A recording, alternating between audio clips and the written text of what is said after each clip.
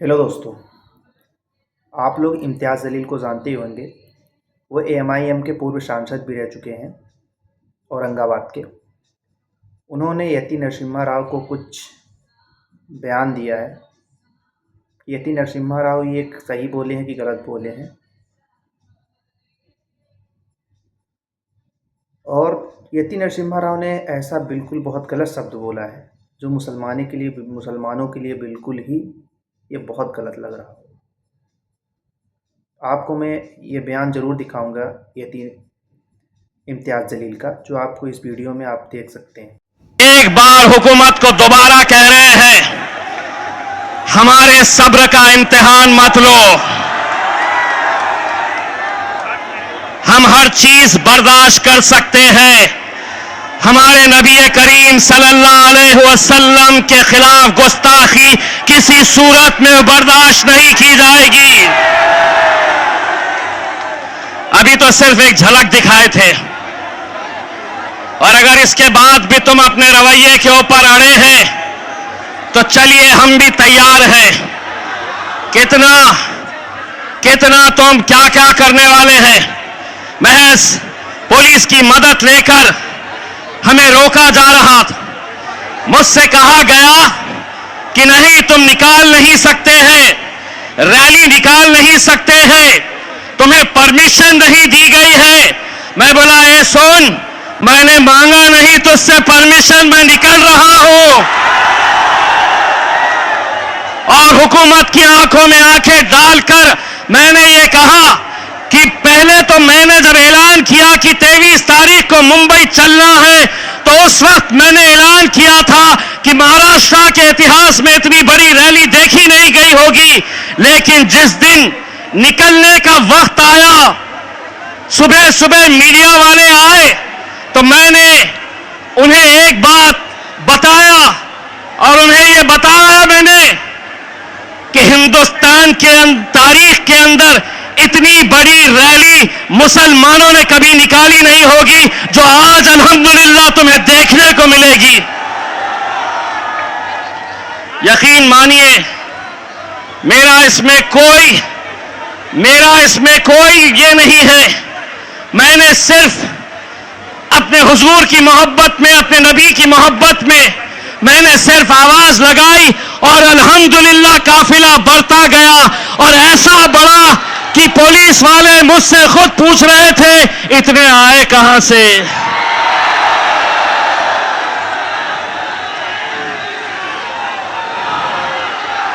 मैंने उस रैली के बाद मुझे कोई गुलबर्गा कर्नाटक से फोन करता है कि इम्तियाज भाई, हमारी 40 गाड़ियां तैयार हैं।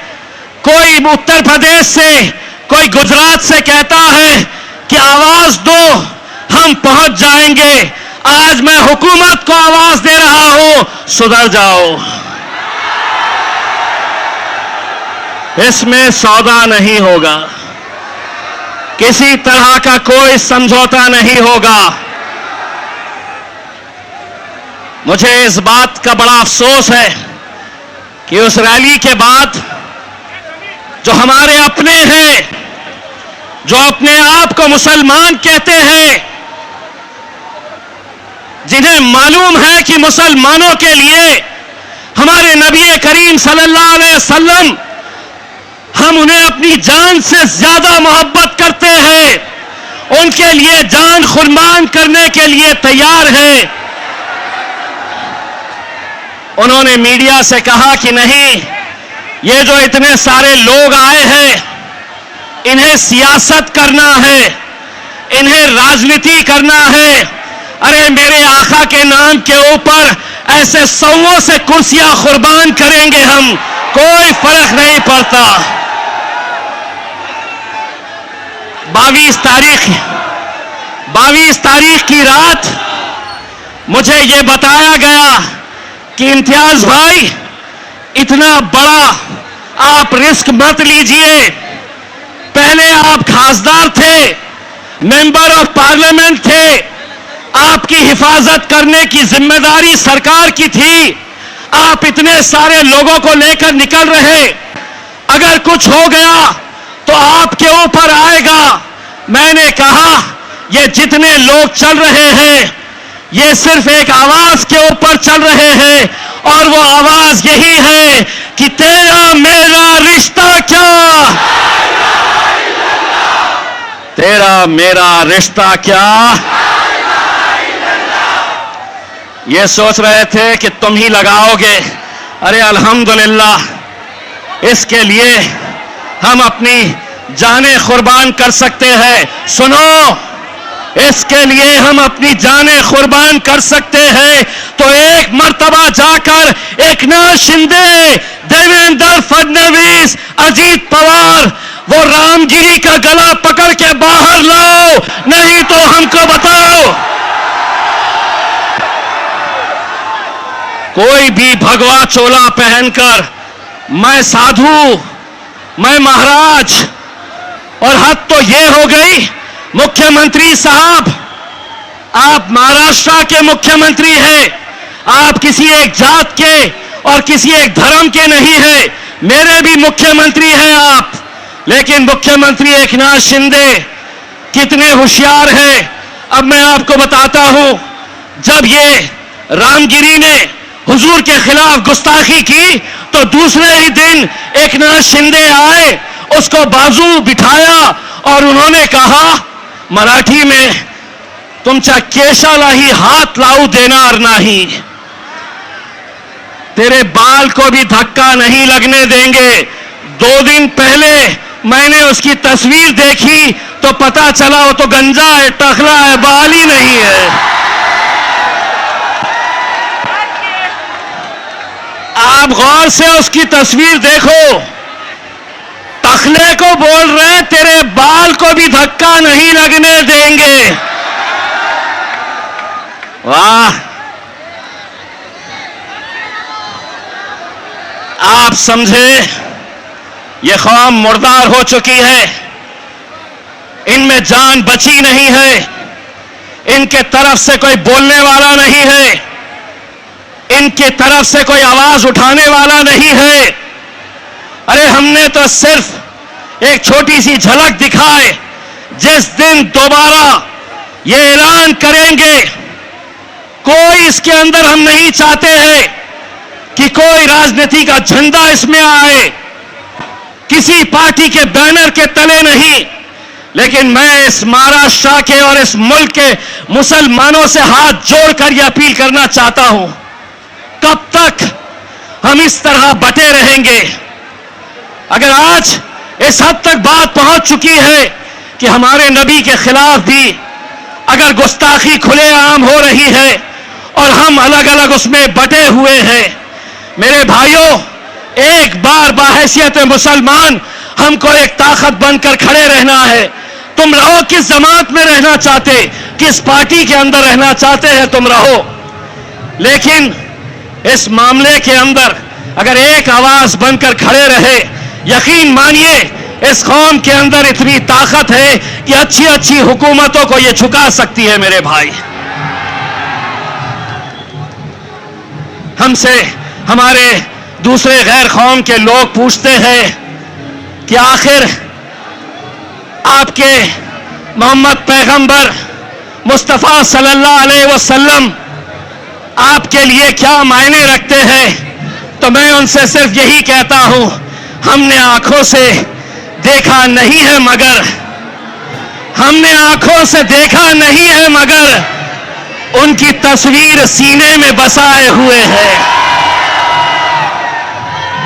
हमने आंखों से देखा नहीं है मगर उनकी तस्वीर सीने में बसाए हुए है।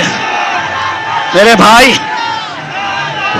उस पर कार्रवाई नहीं हुई इस रामगिरी के ऊपर, तो महाराष्ट्र के छोटे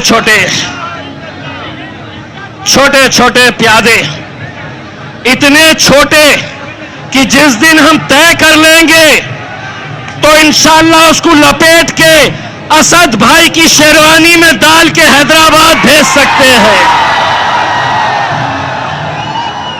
इत्तू सा और वो समझ रहा वो समझ रहा है कि मैं कुछ भी बोलूंगा हुकूमत मेरा साथ देगी। अरे खुद अकेले घूमता नहीं है, 6-6 गाड़ियां लेकर, बाउंसर्स और पुलिस वाले लेकर। अगर सही मर्द का बच्चा है तो इस इलाके में अकेले बुलेट के ऊपर आके बता, सड़क चलते लड़के तेरे को टप्पू कैसा मारेंगे। वरना आज मेरे शहर औरंगाबाद में आकर देख, इम्तियाज जलील आज भी अकेले बुलेट के ऊपर घूमता है। किसी माइकल आल में हिम्मत नहीं है कोई रोक सके। मस्जिद में घुस के बोले मुसलमानों को चुन चुन के मारेंगे। आपा हटा दो, सब हटा दिए, ये हटा दीजिएगा पीछे। ओ आपा पीछे।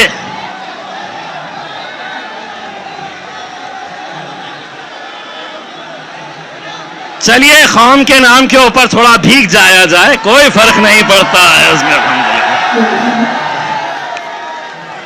तो इस तरह के बयानात होने के बावजूद भी मैं आज हुकूमत से यह सवाल कर रहा हूं, क्या इस तरह का बयान अगर हमारे मुंह से, हमारी जबान से निकलता तो शायद ये ग्राउंड छोड़ने से पहले खाकी वर्दी वाले आके हमारे सामने खड़े हो जाते।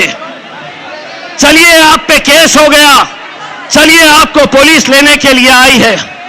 हम यही कहना चाहते हैं कि सियासत के अंदर अगर आप इतने घटिया तरीके के ऊपर आ गए हैं सिर्फ अपने राजनीतिक मफाद की खातिर, यह मुल्क हमारा है, यह मुल्क आपका है। हिंदू मुस्लिम सभी लोग एक साथ मिलकर रहते हैं, यही हमारी खूबसूरती है इस मुल्क की।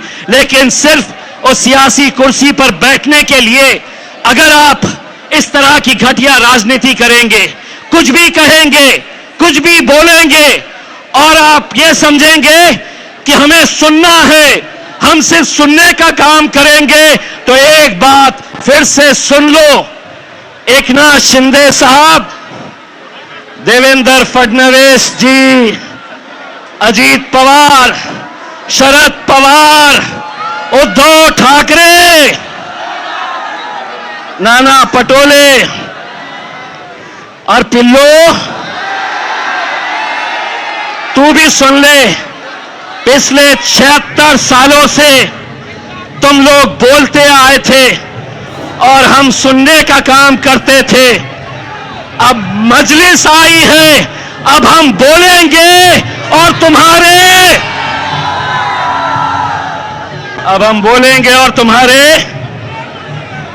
अब्बा को याद करो, उनके तुम्हारे बाप को भी।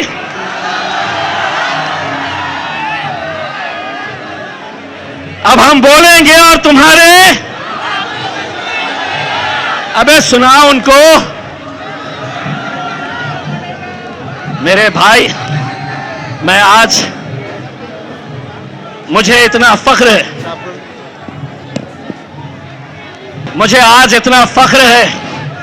मुझे आज इतनी खुशी है कि मेरे कायद बैरिस्टर असदुद्दीन अवैसी साहब जब होटल से निकल रहे थे तो उन्हें बहुत सारे लोगों ने कहा कि साहब बारिश बहुत तेज हो रही है, आज जलसा करना मुमकिन नहीं है। असद साहब ने पूछा कि वहां पे अगर 5 लोग भी होंगे, 5, तो मैं जाऊंगा, आंधी आए तूफान आए, मैं मेरी आवाम से बात करूंगा। ये जज्बा किसी में नहीं है मेरे भाई। हम भी आपकी तरह भीगने के लिए आए, लेकिन माइक वाले ने कहा कि साहब अगर माइक हमारा भीग गया तो ये माइक बंद हो जाएगा, तो इसलिए इसका सहारा लेना पड़ा। वरना ये तय कर लो, अगर आप धूप में बैठेंगे तो हम भी धूप में बैठेंगे, आप बारिश में बैठेंगे तो हम भी आपका बारिश में